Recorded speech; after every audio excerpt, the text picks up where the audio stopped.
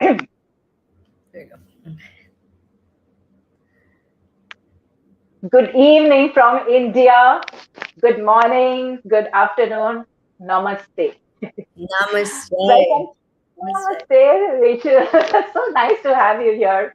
So, welcome to my LinkedIn live show, Nothing Less Than Marvelous, where every fortnight I'll be having remarkable guests on my show who will be sharing their story.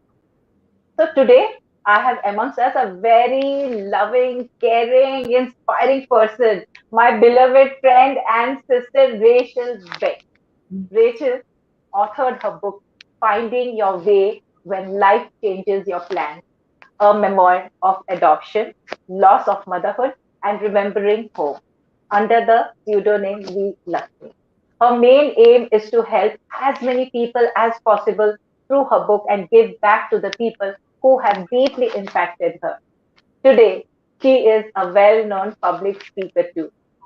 Born in rural India, infant Rachel lost her mother when she was 2 years old.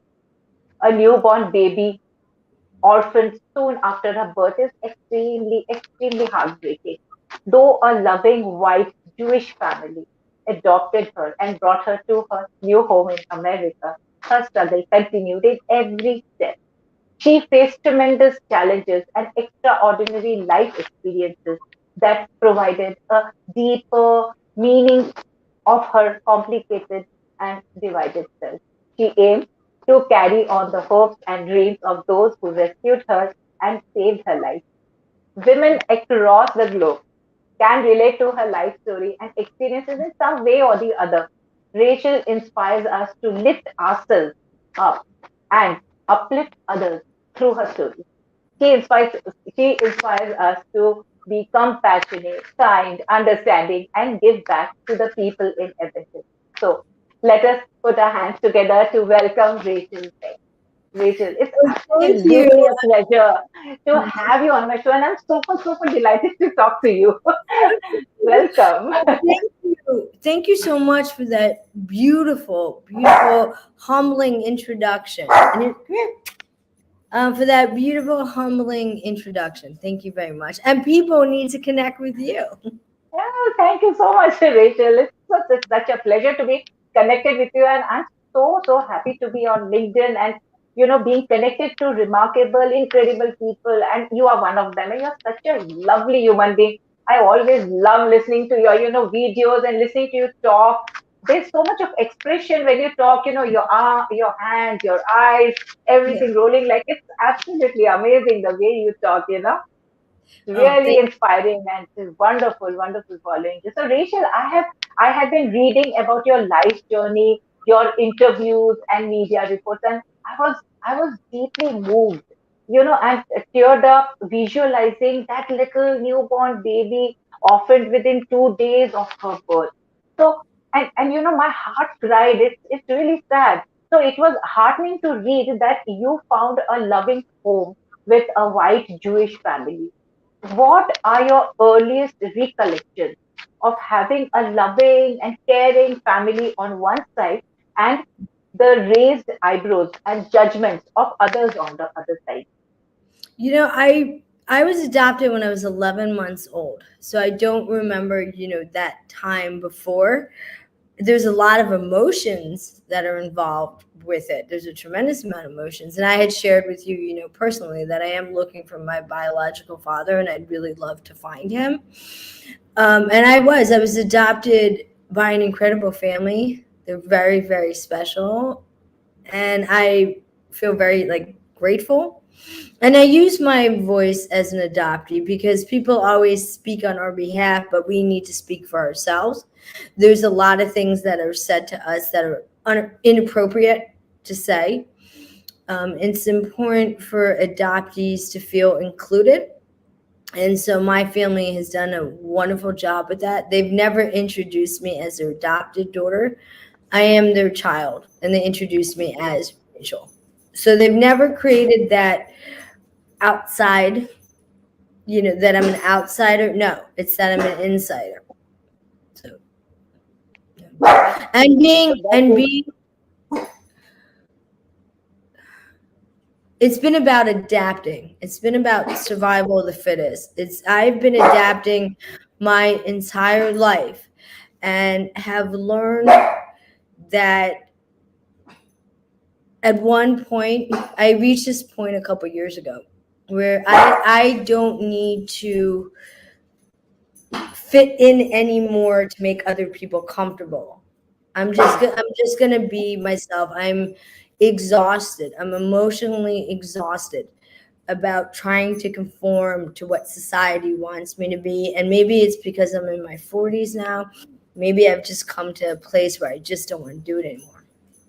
Yeah, yeah, that's what, there's always, after a certain level, it's like, that's it, because you're never happy trying to please others, because how much will you please others, it's always about being happy, Oop, I lost you for a sec. ourselves, pleasing ourselves first. And when we love ourselves, we are able to radiate love to others, so everything, the journey begins from within us, always.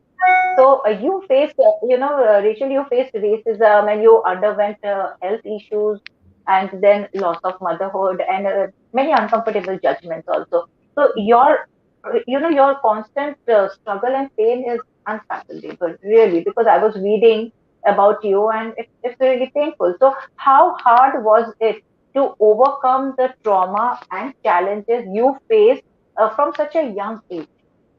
Extremely difficult, extremely hard. And I had to do it over and over again. And it was a conscious choice that I made to get back up. And I had to make that choice. I have core things that happened to me in my life that could have broke me forever. I'll be honest with you. They could have broke me forever. And I want to give credit to the strong support system that I've had in my life. And I'm very, very grateful for them. None of it's been easy. I mean, we've all been there where we had a really traumatic event and we are laying in bed and we've got the blankets over our head and we're deciding whether or not we want to get back up. And I see those moments. I see those moments of getting back up. I consciously made that choice. And was it easy? No, absolutely not.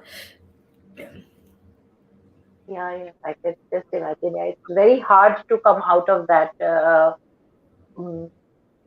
I remember at certain point of time, I had also gone through something, and I can just understand what you mean and what you're trying to say, going into a dark thing and you don't want to come out of it. But eventually you just decide, and there are people who show you the path, show you the way. I feel there are people who come in our life as God's angels, and and then somehow you come out of that, and when you come out of that you actually realize that your purpose in this life, your purpose of being here, and what is our purpose of being kind, being spreading humanity, kindness, compassion.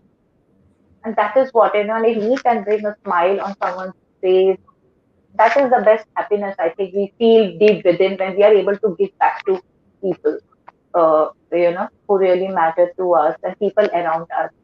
So, Rachel, how do you overcome the challenges that come your way now? You That's conscious. because people would definitely would want to know, because challenges are inevitable. Everybody faces challenges. So, something. How do you overcome the challenges that come your way now? Conscious choices. Conscious choices, and I choose wisely who I surround myself with, and that makes a huge difference. Hmm. It's I can't begin to tell you, sweetie, how many times I've fallen down and had to pick myself up. It's more times than I can ever begin to express to you. I've had 3 near-death experiences in my life. I was part of a paper that somebody was doing. So I know that my journey is not over, that if I was supposed to die in those 3 experiences, I would have died. I literally had 3 of them.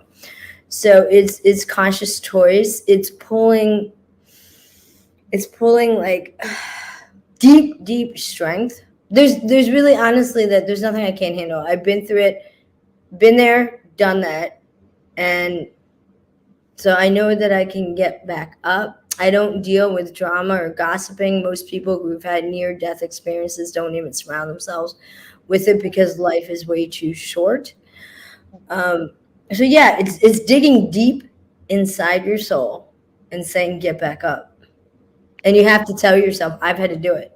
Other people could have said it for me and said, okay, and they were there and like, Rach, you can do this again. When I've been crying, saying, I can't freaking do this one more time. And then I realized I had to do it inside myself. Is it hard? Absolutely. Are there days where it's really, really challenging? Absolutely. I wake up to messages like, your life is great, wonderful, perfect. And my response is wrong, wrong, and wrong. You're completely wrong. Or your journey has been very, very easy. And you and I always talk about not making assumptions on this platform concerning content creators and truly learning what our story really is from us. From us. Yeah, that is right. Very, very, very well said, Rachel. And what was the turning point in your life that made you start your journey of giving back to the people? That's very, very easy, and I'll be happy to share with you. So my parents taught me that from a very young age, very like elementary school, right? Really young age. So I've seen it. My family has been doing it, and I've witnessed it, and they're still doing it. So that it's just not a choice for me not to do that, because that's how I raised. And in Judaism, it's called like tzedakah, charity. We're about education and educating people. So all of that, my parents set the example, right? My aunt and uncle set the example. So it was taught to me. And so I'm making that choice because I want to leave a positive footprint. I've had 5 parents in my life, right?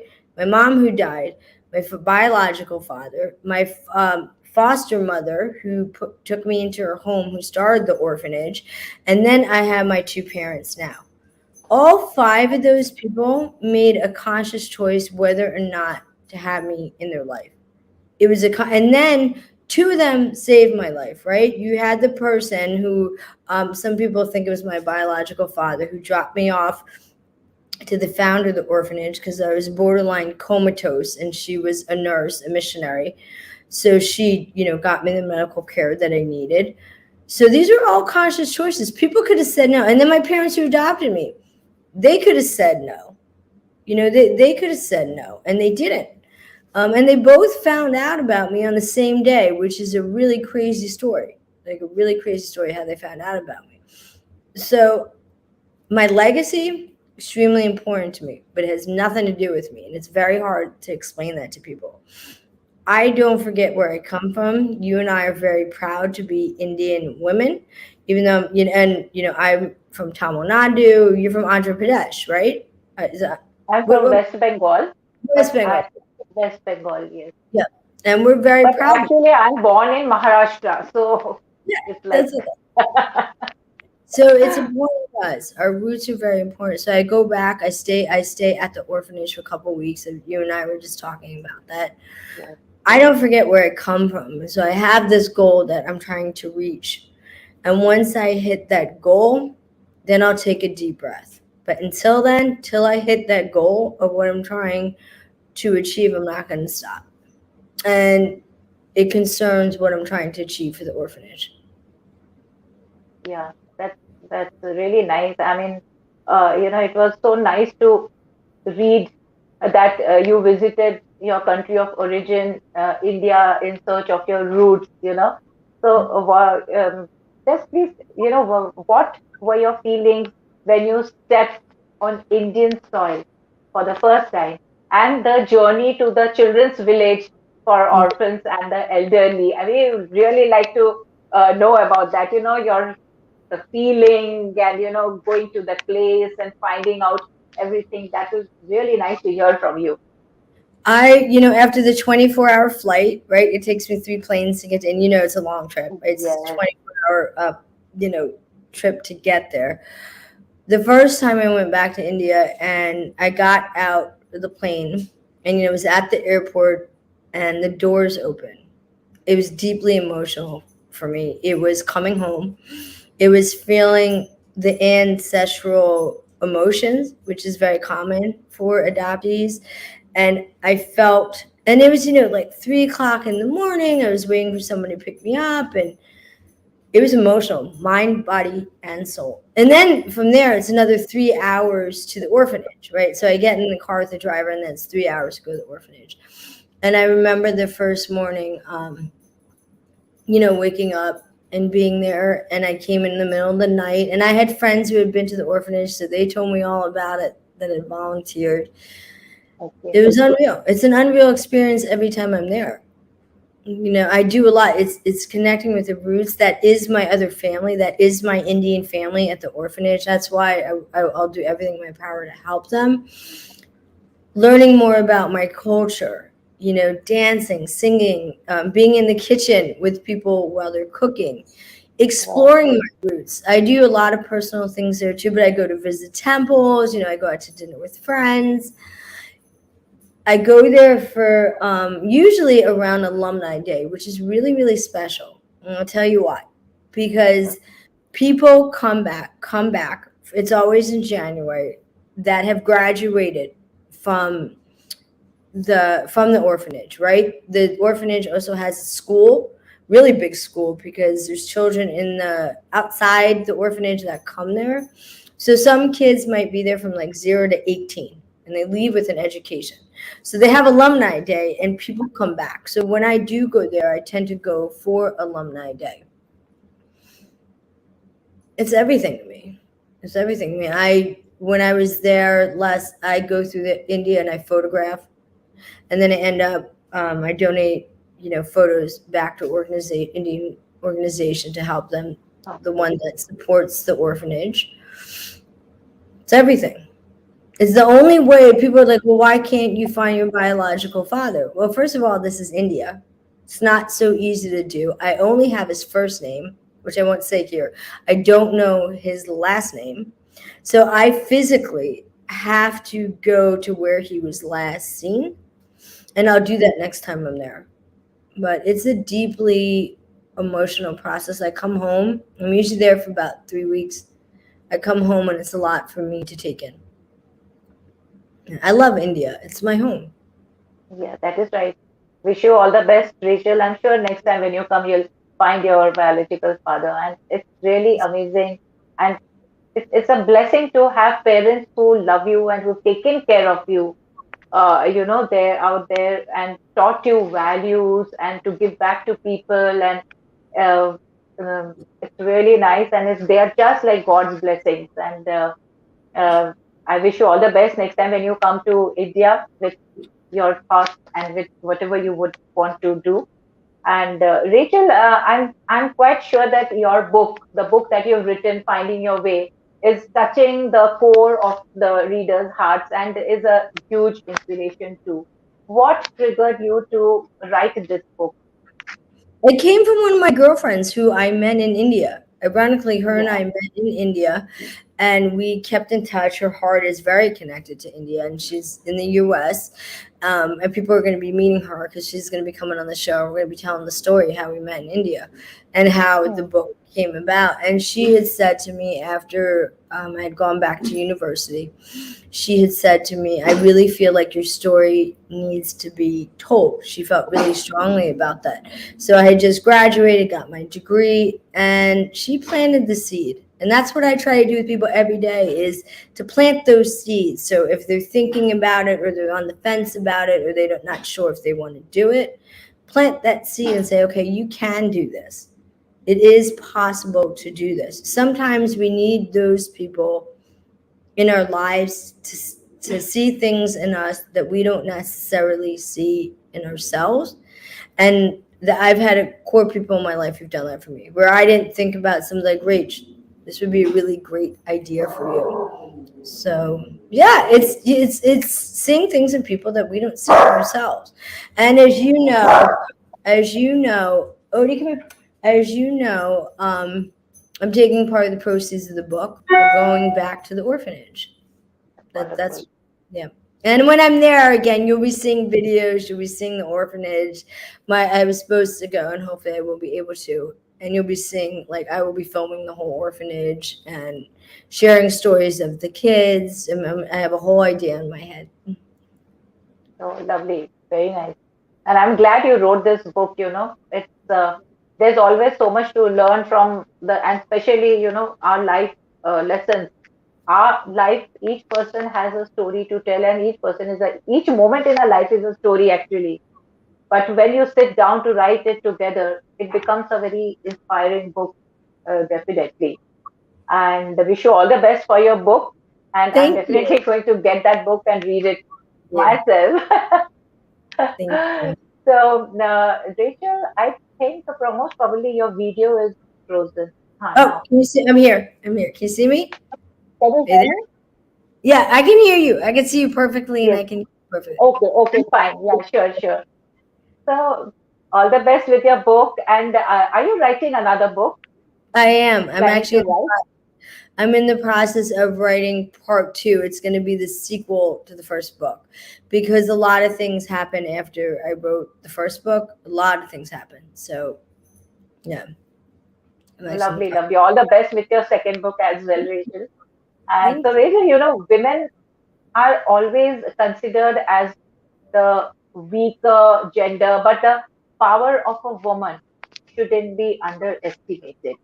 you know and most women face a tremendous challenges within their own home, be it emotional, mental, or physical torture, or even harassment.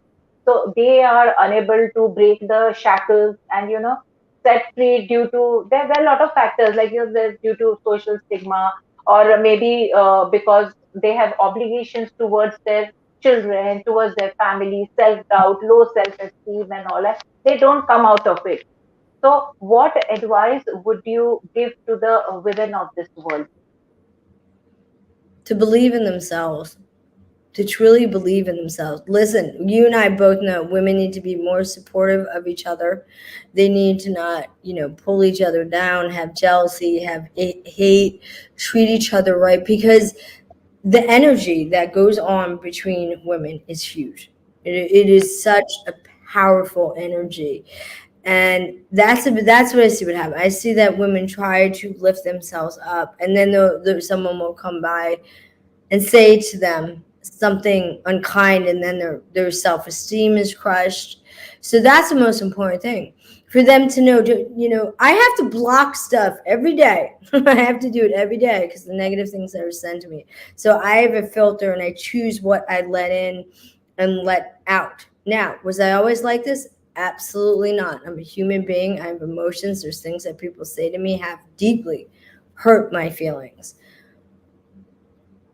And that's why you'll never see me write a negative comment, say a negative comment. What I choose to do is just walk away from the person. I'm not going to lower my standards. I'm just not going to do it. So I think it's important for every woman out there to go and reach for what they want to do, and to know that you and we're going to support them.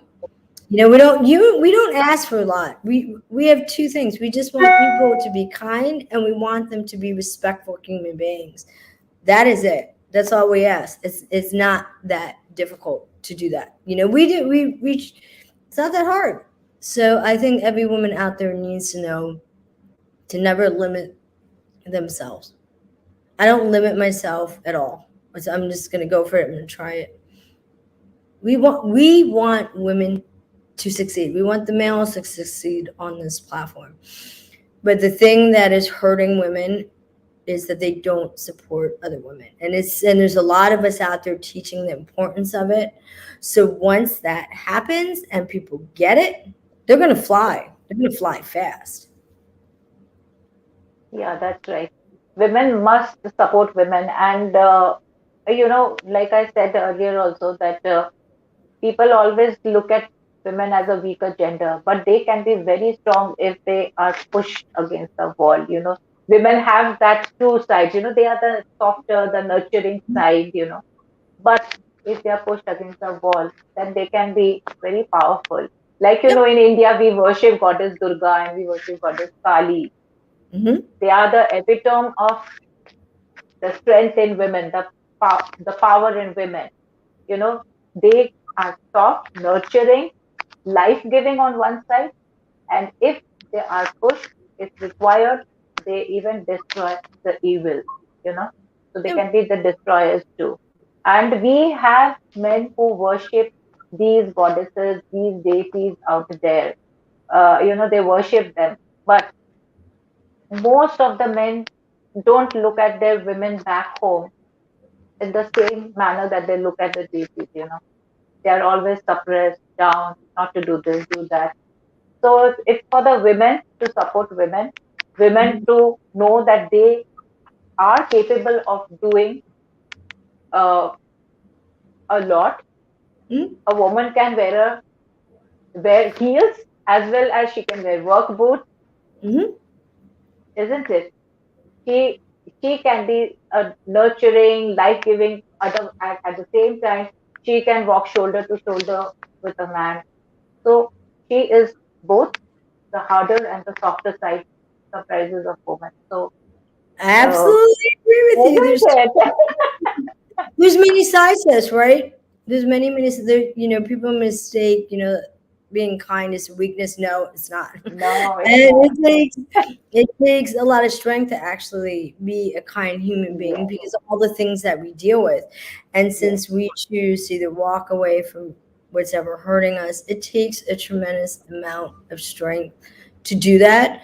And yeah, everybody has that button inside them that if somebody pushes, it's going to bring out, you're talking about the lion, right? It's going to bring mm, out that yes, lion. So that's on people. You and I are very conscious of what we think before we speak. We think before we write a sentence. So there is all those sides to us. We can be nurturers. There's so many things that we can do. We can be.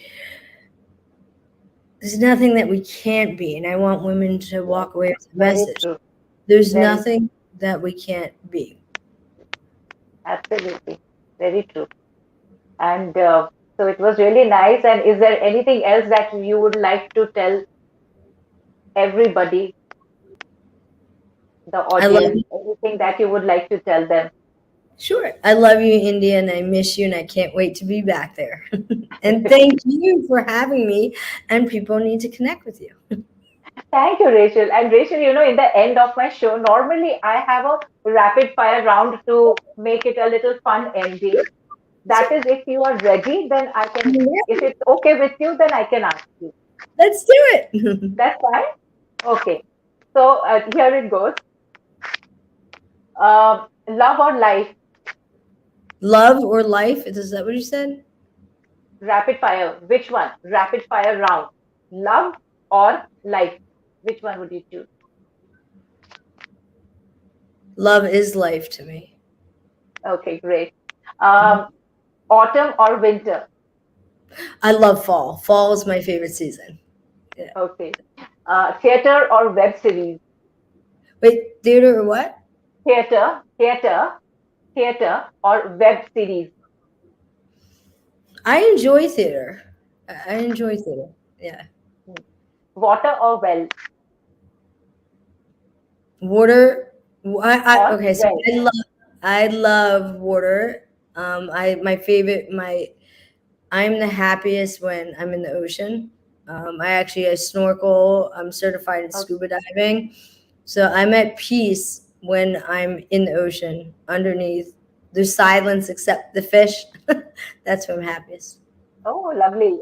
And the Mhm. colors of the fish and the beauty of underwater. Yes. Yeah, it's beautiful. End or beginning? End What? or beginning? End or What? beginning?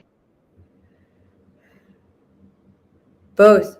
I've had a lot of things in my life I've had to end, and I've had to step onto a new beginning. So both. Sometimes you have to end something. Okay, so it's No, like something. both of them. Your video, Oh, I'm yeah. still here. So You it's see me? always like to begin something, something has to end. Yeah, yeah. Vacation or Sometimes staycation? both. Both. I like. Okay. Yeah. Yeah, I'll be Okay, honest. reading or listening? What? Pardon? Say it again. Reading or listening to music. Both of them. Reading is a deep passion of mine, and I love to Okay. dance. I've actually taken Bollywood lessons. I Oh, wow. Yes, one of my best friends used to teach Bollywood. Actually, she's still teaching it and doing other things. So dancing is a huge, huge passion of mine. So both of them, Both. That's nice. Long drives or long walks. both, both of them. That's No, I'm wonderful. being honest with you. I'm a huge hiker, so I love my long walks, and then Long walk. sometimes I just get in the car and go to clear my mind. So both of them. Yeah. Wonderful, wonderful. So that was the rapid fire round, Rachel. Mhm. And it was absolutely awesome having you here. And we have some comments here. And Niloy Roy Chaudhary says, hello, Rachel and Alaknanda. hi, Neil. Will Hi, be a everybody. great session, he writes. Thank you so much And for then everybody that joined in today. and Matthew says, ladies, namaste. And I think his sound was, he got the sound and he was going into some buffering somewhere. Uh, and we have Lena Sebastian saying, well done. Thank And you. there are some new comments which awesome. Kim says, oh, Hi, can't hear Kim. the sound. I Hi, wonder Kim. Good to see you. how. Yeah. So, So thank thank you. you, sweetie. Thank you for Thank having you. me today. Thank you. It was a pleasure having you here, Rachel. Thank you so much. And I want to thank Success Psyche for all the support always with me and with the show. And thank you, Rachel. And thank you, everyone who were here. Wish you all the best and keep inspiring, keep shining, Rachel. Thank you. And thank you for always checking in on me. It means a lot to me. I really, really appreciate it. And it's extremely kind of you. So, thank you for doing that. Thank you. Thank you. And bye bye. And have a wonderful day. You Bye too. Have bye. a good night. I know it's late there. Have a good night. Yeah, yeah. Good night. Good night. So Niloy writes, well done, ladies. Thanks, Niloy. Thank you. Thank you very Bye much. bye. Take care. Bye.